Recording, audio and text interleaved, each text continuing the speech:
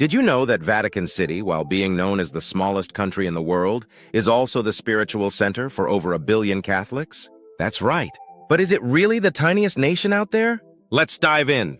We're talking all about Vatican City, that tiny yet incredibly influential piece of land in the heart of Rome. Known for its stunning architecture and rich history, it's also labeled as the smallest country in the world. But what does that really mean? We're going to explore the unique characteristics of Vatican City and see if it truly deserves that title. So, when we think of countries, we usually picture them as vast lands with borders, governments, and residents. But what if I told you that defining what a country is can be a bit tricky? Some people argue that it's not just about size factors like governance, sovereignty, and recognition by other nations come into play. Vatican City fits into this debate in a really interesting way. It's a fully functioning state with its own government, but it's also just 44 hectares, or about 110 acres, which is smaller than many parks. This raises the question, does size alone define a country? And if so, can Vatican City really hold that title against other tiny nations? Now let's dig a little deeper into Vatican City's history and governance. Established in 1929 with the Lateran Treaty, it became an independent sovereign state.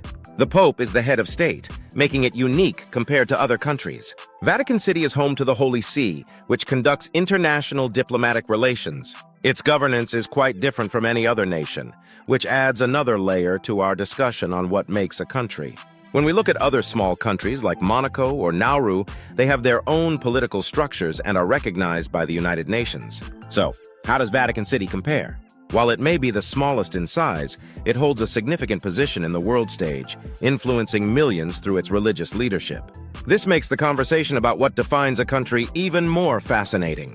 All right, the twist! While Vatican City is often dubbed the smallest country, there are some contenders that challenge this idea.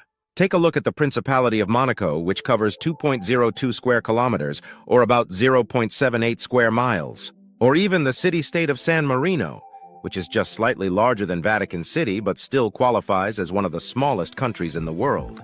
But wait, there's more! Some territories and regions, like the island of Niue, have populations smaller than Vatican City, but aren't always recognized as independent countries.